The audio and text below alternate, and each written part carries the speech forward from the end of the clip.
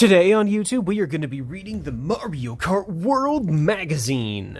Let's go. So these are the contents.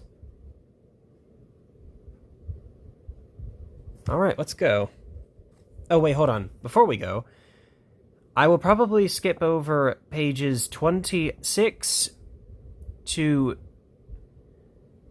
54, or skip over pages 26 through 54, because we all know these characters. I don't think you need a video explaining all of the characters via magazine. We all know who the characters from Mario are. Anyways, so without further ado, let's go. The race is on.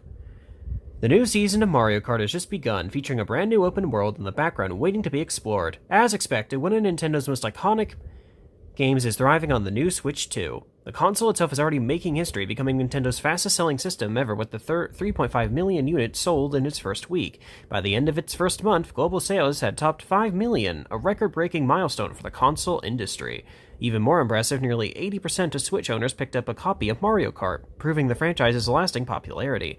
There was no surprise, given that Mario Kart 8 Deluxe was the previous generation's best-selling title, with a staggering 68.20 million units sold. But enough about numbers. Grab the wheel and hit the gas. The race is on.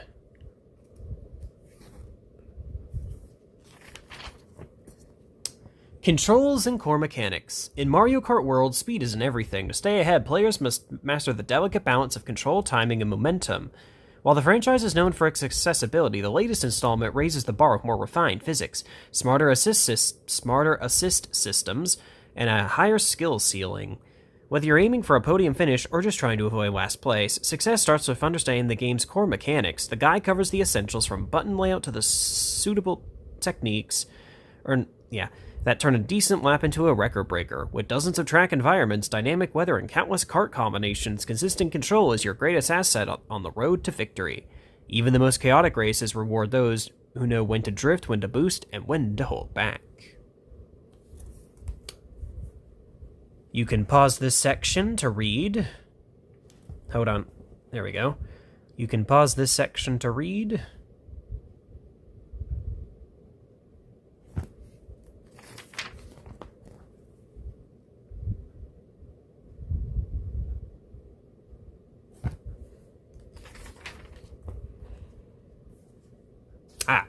Continuous boosts, constant pressure. Winning in Mario Kart World isn't just about speed, it's about rhythm. The best racers link multiple techniques into one smooth, continuous flow. At higher levels, skilled players combine slipstreaming, drift boosts, and jump tricks to maintain momentum for an entire lap. For example, drafting behind an opponent on a straightaway gains a speed burst, or basically drafting, which can flow directly into a tight drift through the next corner. Exiting the turn to hop off a ramp triggers a trick boost, feeding seamlessly into the next drift. When executed perfectly, the chain of moves creates an almost constant boost, reducing speed loss and keeping pressure on rivals. Success depends on timing, positioning, and course knowledge, the line between casual play and true mastery. In the end, victory belongs to the player who can keep the boost alive from start to finish. The moves are Drift, Mini Turbo. Wait, hold on, I missed one. The Mario Kart World moves are Rocket Start, Drift, Mini Turbo. Oh, come on, there we go. Jump Boost, Spin Turn, or better known as Doing Donuts, Charge Jump, Rail Ride, Wall Ride, Rewind. Oh wait, yeah, and Rewind. Wait, Rewind? Whoa! Okay, that's interesting. So I guess Nintendo took inspiration from the Forza Horizon games with the Rewind, because I know in the Forza Horizon games, if you messed up, you can click the Rewind button. I think you could in Gran Turismo too, but that's Nintendo taking inspiration off of Microsoft and Sony there. Interesting. Anyway. Speed tracks. Scattered through many circuits are speed tracks, brightly marked lanes that grant an instant boost when you're... Oh, wait, yeah. Yeah, speed tracks. Yeah. Oh, wait, no, and speed tracks. So I was right. Okay, never mind. Whoops. My bad. Anyways. Strategic tools. The funniest and most chaotic part, of each race comes from items, and Mario Kart World has added some exciting new ones to the franchise. Mario Kart World's items remains the great equalizer. A single box pickup can instantly flip the race order, keeping every lap unpredictable.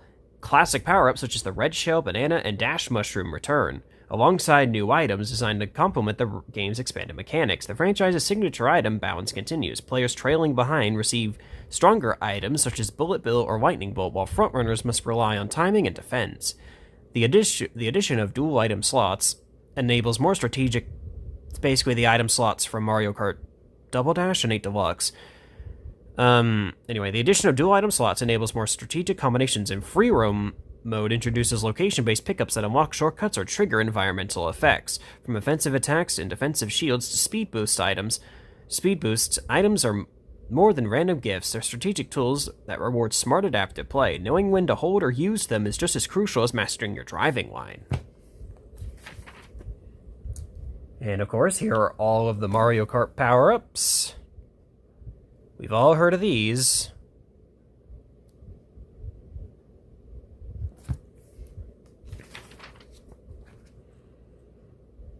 Oh, they finally added the question block. I was wondering when Nintendo were going to actually add that in. Oh, they put the Super Horn back in. Cool. Kind of funny how the Super Horn has kind of become like a famous power-up in its own right, and it's only been in Mario Kart 8 Deluxe. Yeah, it's only been in Mario Kart 8 Deluxe. So, yeah. Oh, they used the Mario Kart Wii image for the Bullet Bill. That's cool. Yeah, that's the image from Wii. Huh. Driver Directory. With 50 playable characters, Mario Kart World features the largest driver roster in the franchise's history. The roster is split into 24 main characters, such as Mario and Luigi, and the 26 supporting characters from the Mario universe, such as Sidestepper and Piranha Bitty Bud. At the start of the game, each player passively begins with 32 drivers already unlocked. Unlocking the remaining characters and the full lineup of costumes is one of the game's biggest challenges, and can take dozens of hours of pure fun. As in many Nintendo games, the requirements for unlocking characters and costumes vary widely. Some characters are earned by completing specific modes, while others require visiting certain locations with a specific driver. Costume counts also differ from driver to driver. Mario has as many as 10 outfits, while Pauline only has 2. To help you unlock every character and costume, here's the complete list along with the requirements for each. And remember, when you get a K-Mech or collect a Dash Food, use them as soon as possible for the best results. Yeah, so I'm going to skip this section, because we all know who these characters are. So I'll be right back. Alright, I'm back. Now, I said I'd skip through all of the driver section. However, one section that did pique my eye was, of course, the NPC drivers, from cameos to contenders. For the first time in the franchise, Mario Kart World turns familiar NPCs, once just trackside mascots or background cameos, into fully playable racers. Characters such as Piranha Plant, the Cow, aka the Moo Moo Meadows Cow, and Sidestepper are now a part of the roster, though not all are available from the start. Unlike traditional unlocks, these racers can only be obtained through the unpredictable power of K-Mech. When an opponent uses this rare item on your kart, you may temporarily transform into one of the hidden NPC racers. If that happens, the character becomes permanently unlocked. It's a chaotic luck-based system that rewards persistence when finally putting long-time background characters on the starting grid. Here's the current list of NPCs along with the tracks you'll have the best chance of unlocking each one. Alright.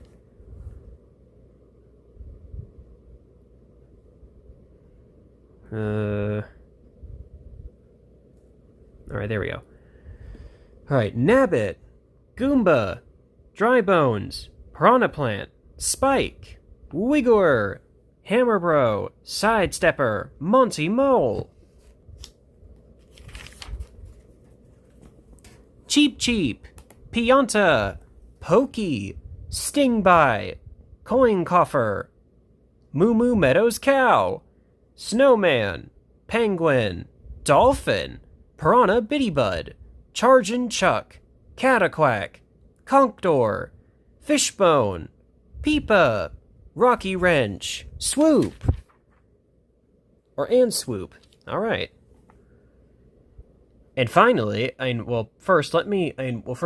okay, so beyond the finish, let me read this long, very vertical, paragraph here. Wait. Hold on, let me adjust my camera. There we go. For the first time in Mario Kart World history, Mario Kart World replaces isolated cups with a vast, fully interconnected map. A bold reimagining of the series. The game features 32 Grand Prix tracks, 16 brand new courses, 14 redesigned classics adapted for the open world, and 2 tracks that repeat across cups. What makes this entry unique is how seamlessly the tracks connect. Players transition naturally from one course to the next via winding roads, city tunnels, coastal paths, and mountain passes, creating a single continuous world. This isn't just visual flair, it's the core of the gameplay, merging traditional Grand Prix racing with open world exploration. In free roam mode, players can go beyond the race itself. They're free to explore sweeping vistas, drift off-road, glide across rails and walls, snap photos in-game, and tackle hundreds of hidden missions. Secrets abound, Peach medallions, P-switch challenges, a nod to Mario Kart DS, and hidden routes that only reveal themselves through exploration. Collectibles and bonus items reward curiosity, making the world feel alive and worth revisiting. Ultimately, Mario Kart World isn't just about adding more tracks, it transformed the world itself into one giant course. Classics and newcomers alike, such as Mario Bros. Circuit, Crown City, Starview Peak, and Boo Cinema, deliver the series' signature thrills. But now, the roads that link them matter just as much, inviting players not only to race to the finish line, but to savor the journey along the way. Also, yes, Mario Kart World is basically Nintendo's equivalent of Forza Horizon Fight Me. Anyway, so now I'm going to read the tracks off in order. So, here we go. Desert Hills, Shy Guy Bazaar, Airship Fortress, Bowser's Castle, Wario Stadium, Mario Bros. Circuit, Whistle Stop Summit, Dry Bones Burnout, Toad's Factory, Choco Mountain, Crown City, DK Spaceport, Acorn Heights, Mario Circuit, Moo Moo Meadows, Peach Stadium, Rainbow Road, Koopa Troopa Beach, Boo Cinema, Dandelion Depths, Cheap Cheap Falls, Faraway Oasis, Dino Jungle, Starview Peak, DK Pass, Salty Salty Speedway, Great Question Block Ruins, Sky High Sunday, Wario Shipyard, and Peach Beach.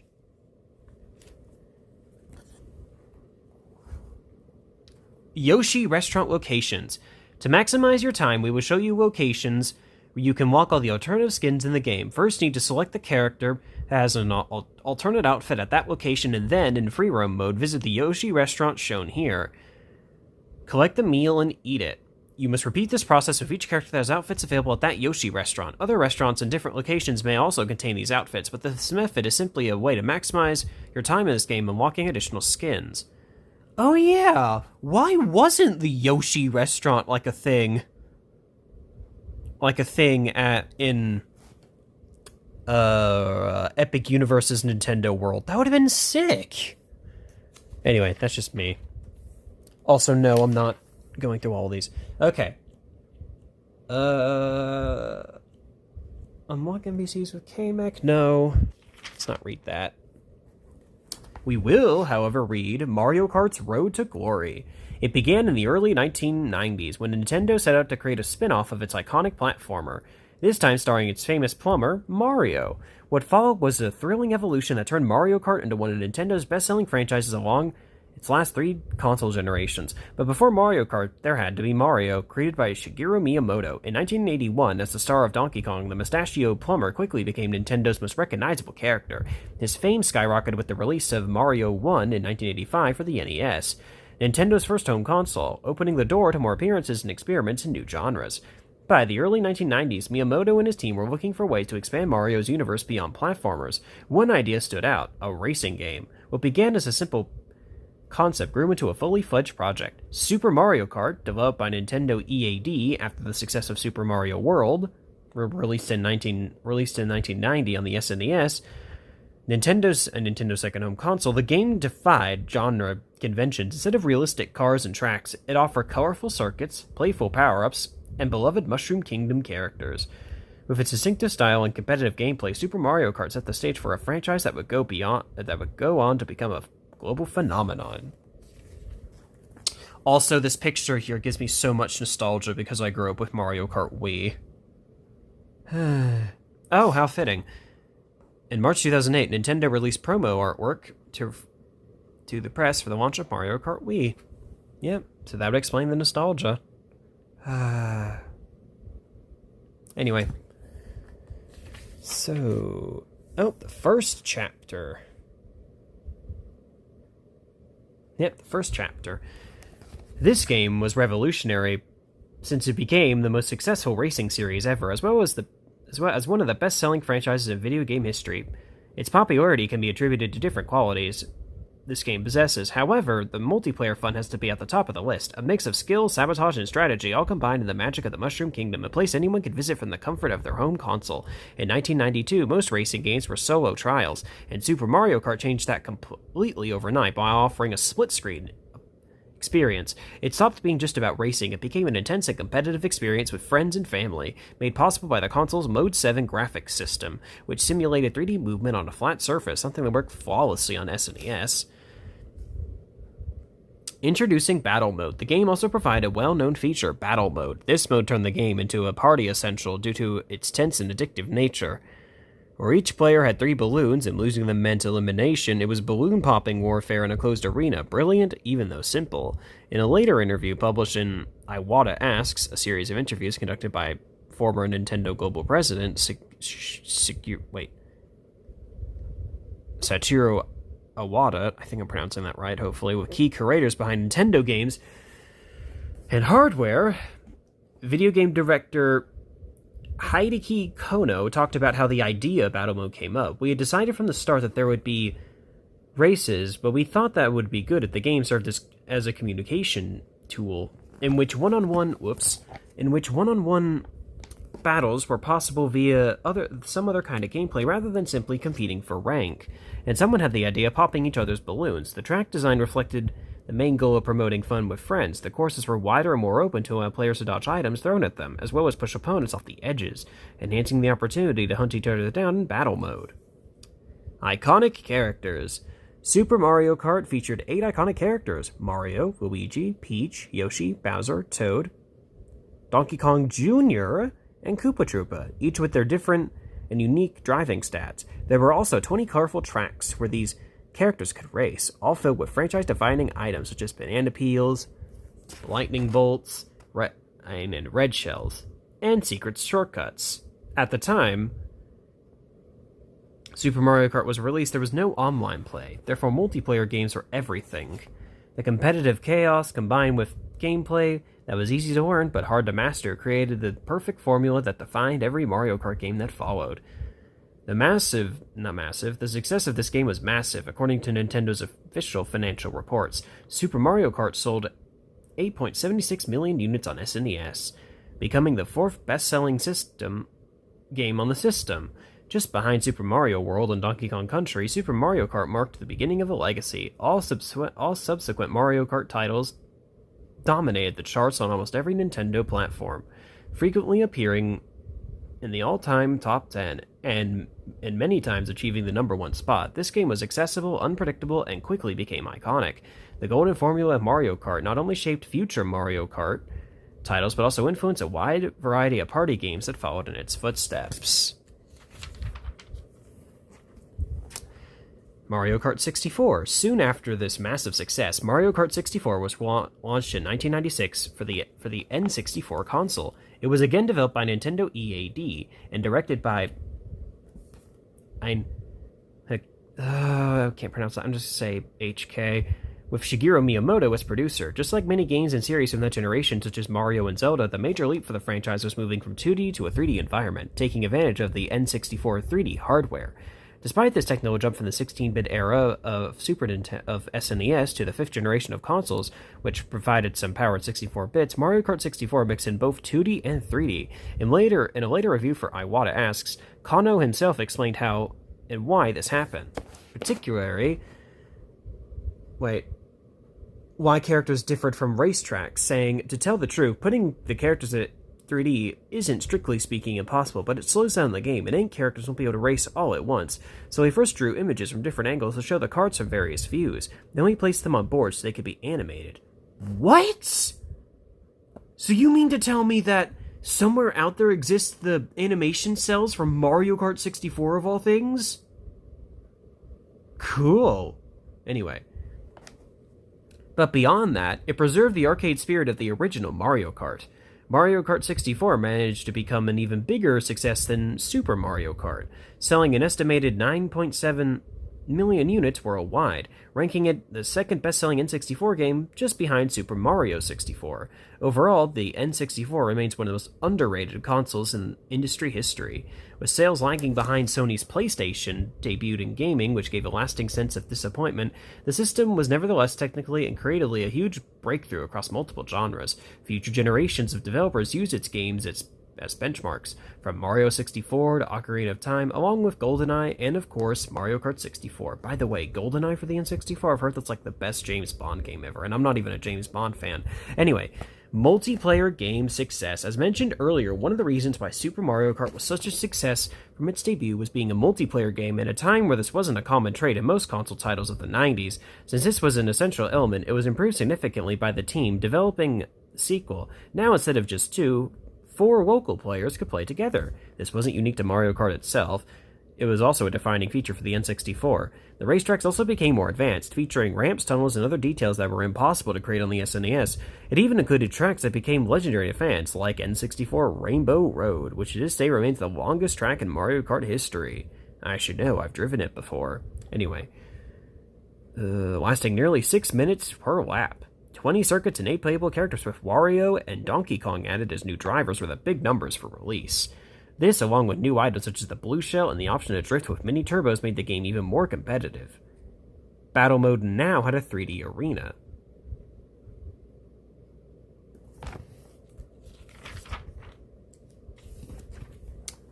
Oh, Mario Kart Super Circuit and Double Dash. Mario Kart Super Circuit was released in 2001 for GBA, which was also released the same year. During this period of Nintendo history, 2 systems were on the market at the same time. A handheld console and a classic home console connected to a TV, each with independent portfolio of games. The GBA sold 81.51 million units worldwide, a significant gap compared with the previous generation of handheld consoles. The Game Boy, which sold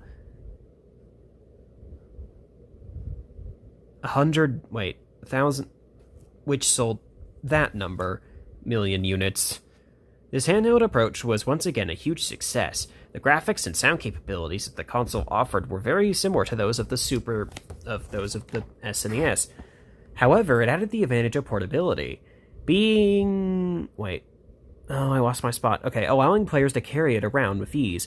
The GBA was a massive success, selling more than 377 million games in its life cycle, not only because of the qualities, but also due to the franchises that grew and expanded on it, such as Pokemon, The Legend of Zelda, and of course Mario. Now that players could enjoy such games on the go, Nintendo saw the opportunity to create a Mario Kart that could be played anywhere, and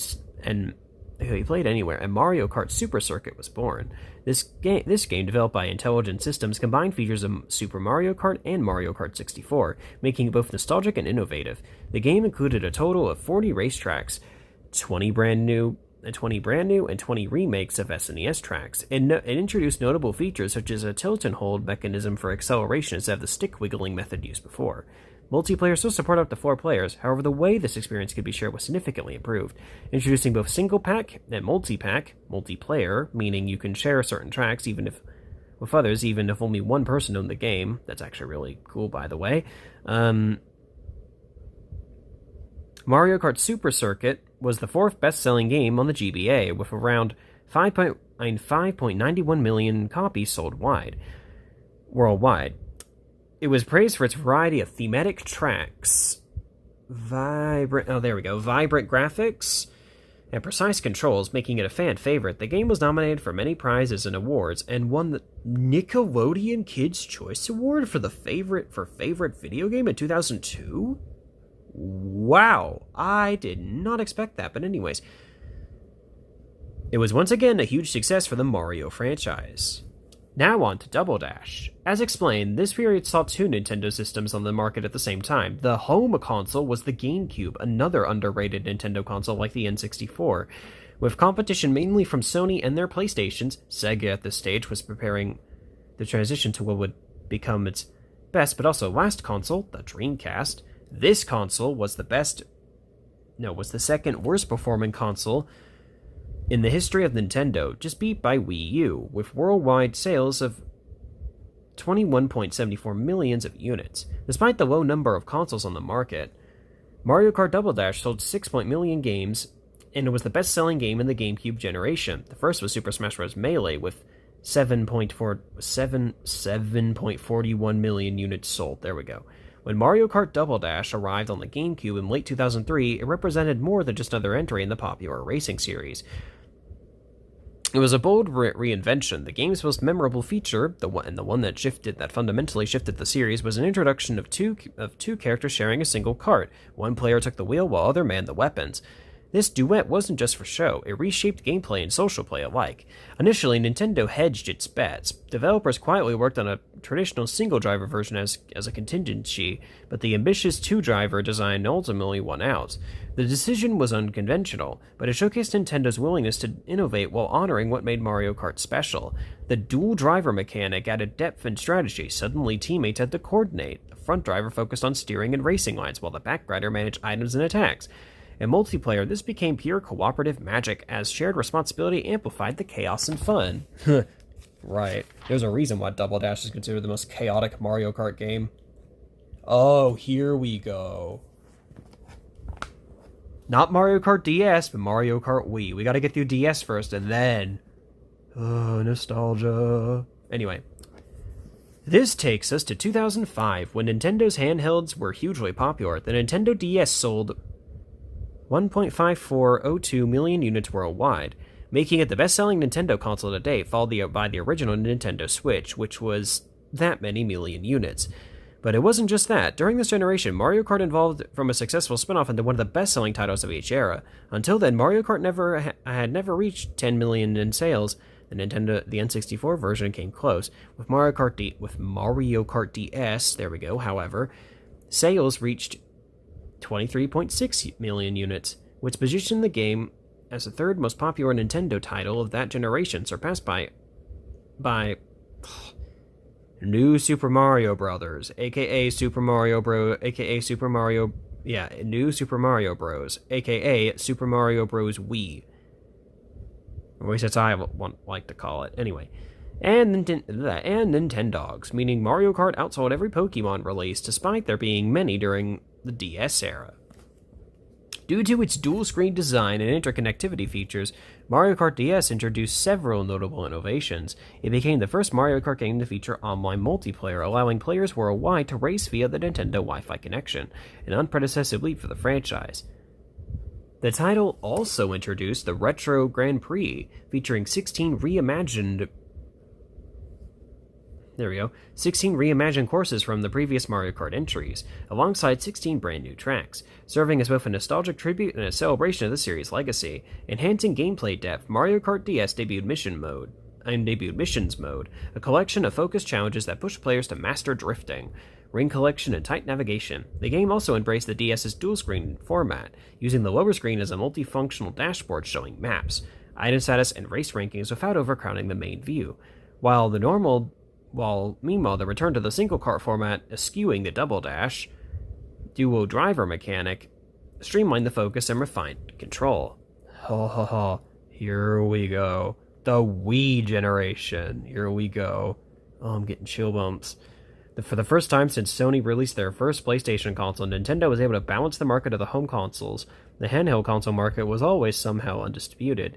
Nintendo sold that many million Wii consoles, while PS3 achieved only 87.5 84 million units worldwide, with Xbox 360 being in third with less than 84 million units sold.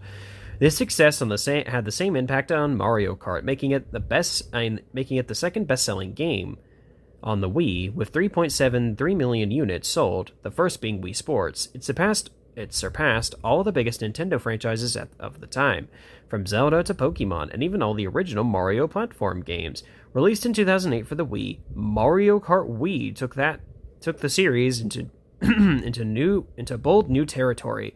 Wow, my voice is cutting out. Ugh. Anyway, it expanded races to 12 competitors per match, up to 8, intensifying the chaos and thrills on the track. The game's control scheme also transformed gameplay. Motion controls using the Wii Remote and now iconic Wii Wheel offered accessible intuitive steering that made couch co-op more inviting than ever. Online multiplayer. Another major milestone was the introduction of motorcycles, including sport bikes with unique drifting mechanics, broadening vehicle strategy in a way never before seen in the series.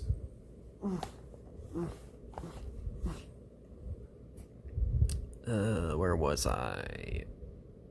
Nintendo also embraced online multiplayer, allowing up to 12 players to race or battle via Nintendo Wi-Fi connection, including features such as global leaderboards and the Mario Kart channel for tournaments, and Go status sharing. Finally, it introduced fan-favorite items such as the Mega Mushroom and POW Block, expanding offensive and defensive options beyond shells and star power.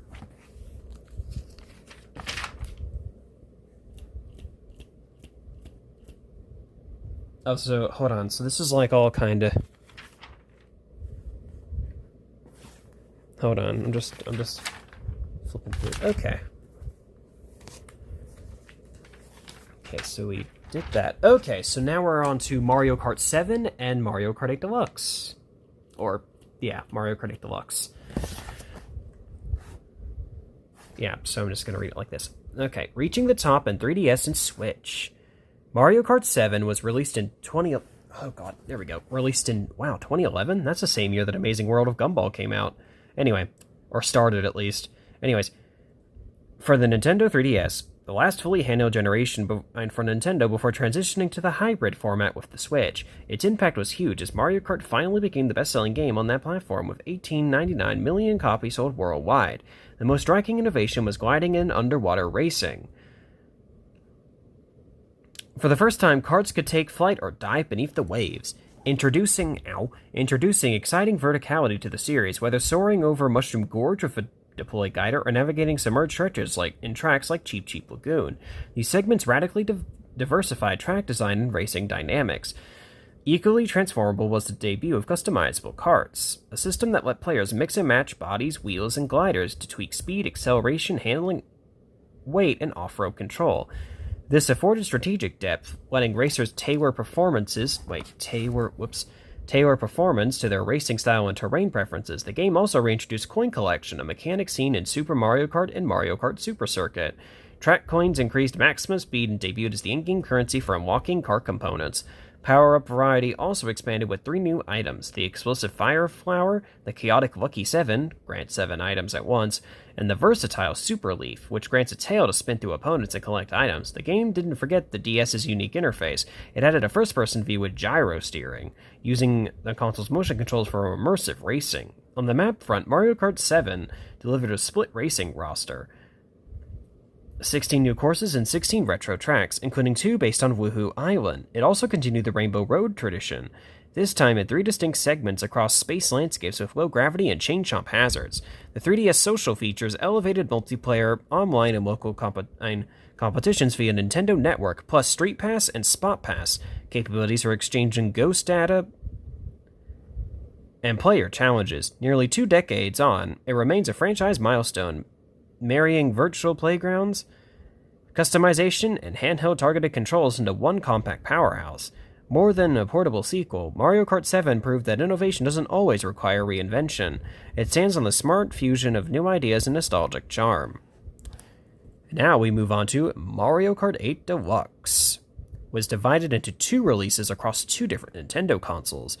Much of that strategy was due to the failure of the Wii U, the worst performing console Nintendo ever released, while Nintendo franchises skipped this console completely to accelerate the Switch debut.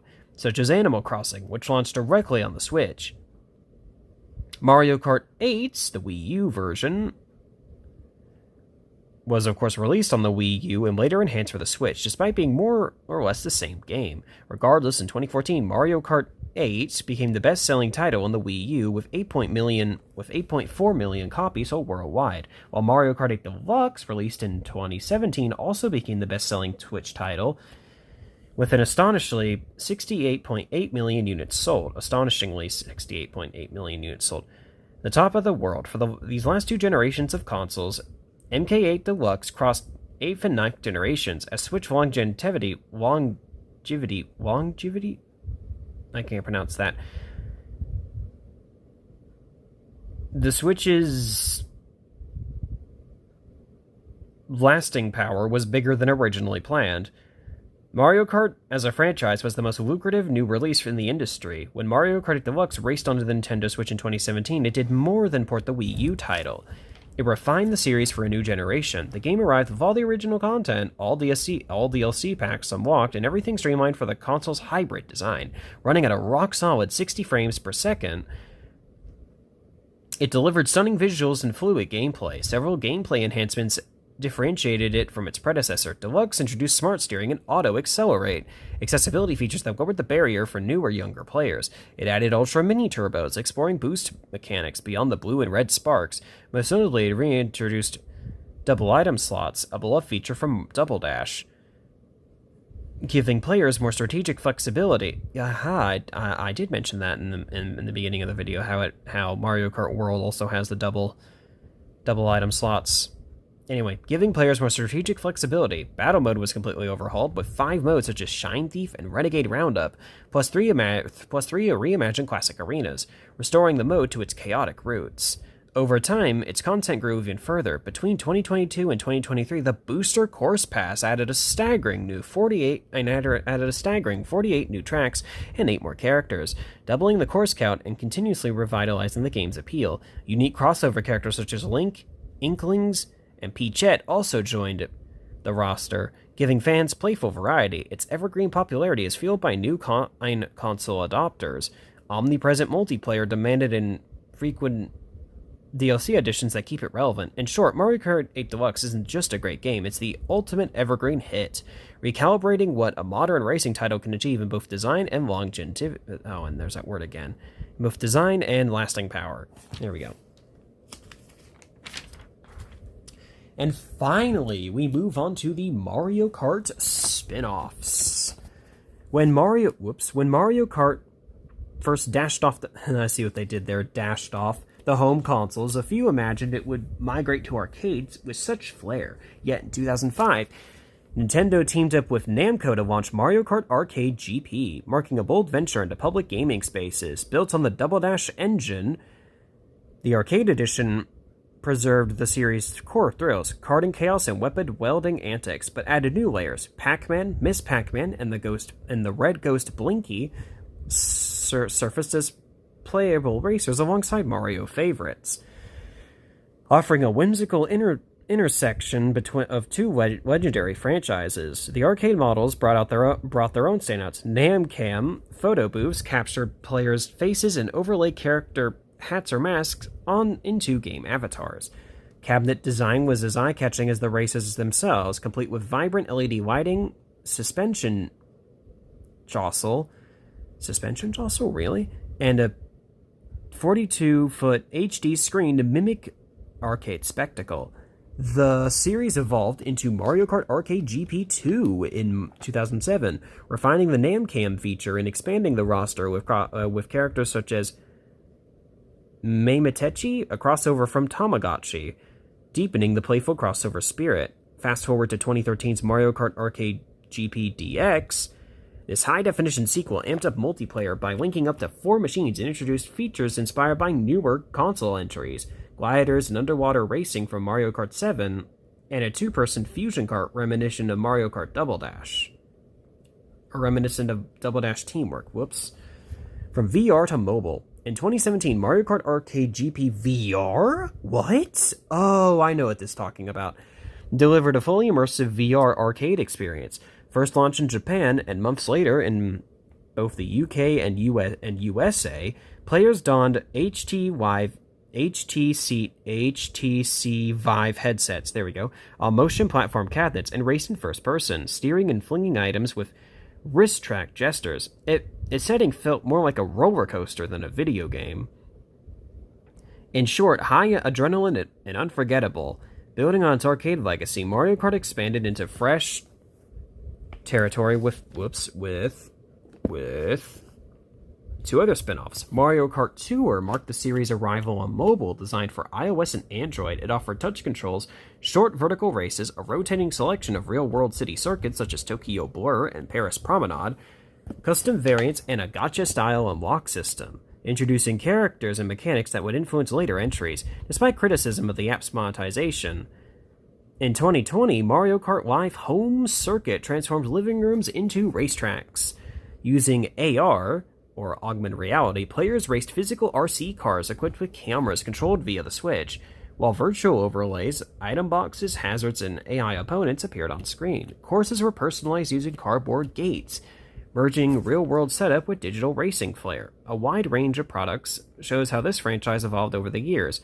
What started as a Shigeru Miyamoto dream ended up as one of the most important games in the history of the video game industry. And this is the promotional art from 2005's Mario Kart Arcade GP. I also remember seeing this picture a lot too when I was younger, though I'm not nearly as nostalgic for it as I am for Wii's picture. Also, what is that up there? That's a very blurry... I'm not sure if y'all can see that, but that's a very blurry blimp image up there. I guess... it says M-Kart. I guess that would make sense. Oh, and there's the Mario Kart word. It's the Hollywood sign. Or in the style of the Hollywood sign, I guess. It is in front of a mountain. Anyway, that section. Also, how fitting. I actually have this Batman comic right here, actually. So very fitting.